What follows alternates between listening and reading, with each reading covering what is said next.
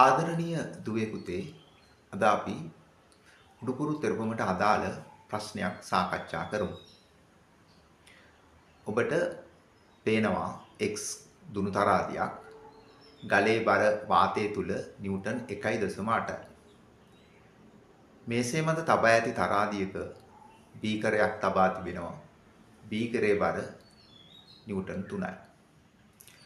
මේ ගල ජලයේ ගිල්ලුවාට පස්සේ x තරාදියේ පාඨාංකය නිව්ටන් 1ක් බව සඳහන් වෙනවා. ඔබෙන් අහන ප්‍රශ්නය මේකයි. උඩුකුරු තෙරපුම කීයද? දෙවෙනි ප්‍රශ්නය. y තරාදියේ පාඨාංකය කීයද? ඒ කියන්නේ මේ ගල ජලයේ ගිල්ලුවාට පස්සේ. බලමු. දැන් බලන්න ගලේ සැබෑ බර 1.8යි නිව්ටන්.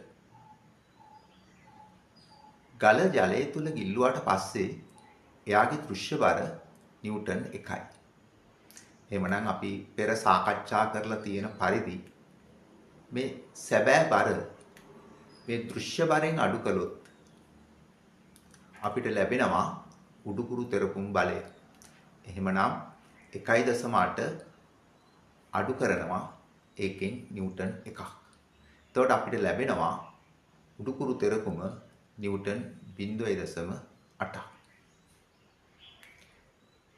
දෙවෙනි ප්‍රශ්නයට y තරාදියේ පාඨාංකය කීයද කියලා අහනවා. ඒ කියන්නේ මේ ගල මේ ජලයේ ගිල්ලුවාට පස්සේ අපෙන් අහනවා මෙන්න මේ තරාදියේ පාඨාංකය. දැන් ඔබ දන්නවා වස්තුව තරලය තුල ගිල්ලුවාට පස්සේ කියන්නේ මේ ජලය තුල ගිල්ලුවාට පස්සේ පල්ලෙහාට බලයක් යොදනවා වගේම ඉහළටත් බලයක් යොදනවා. ඒ කියන්නේ ඉහළට යොදන බලය තමයි උඩුකුරු තෙරපුම. ඒක අපි හොයාගත්තා නිව්ටන් 0.8ක් කියලා. එහෙමනම් ඉහළට නිව්ටන් 0.8ක බලයක් යොදනවා නම් අනිවාර්යෙන්ම මේ ගලේ පහළටත් මේ ගල නිශ්චලව පවතින නිසා නිව්ටන් 0.8ක බලයක් යොදනවා.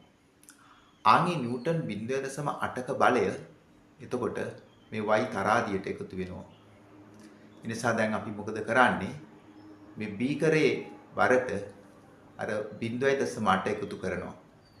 එතකොට නිව්ටන් 3.8. මේක තවදුරටත් පැහැදිලි කරනවා නම් මේ වගේ ප්‍රශ්නයකදී ආදරණීය දුවේ පුතේ මේ මේසේ මත තරාදියේ පාඨාංකය ඔබෙන් අහුවොත් ඔබ නිතරම කරන්න ඕනේ මෙන්න මේ බීකරේ පාඨාංකයට උඩුකුරු තෙරපුම් බලය එකතු කරන එක.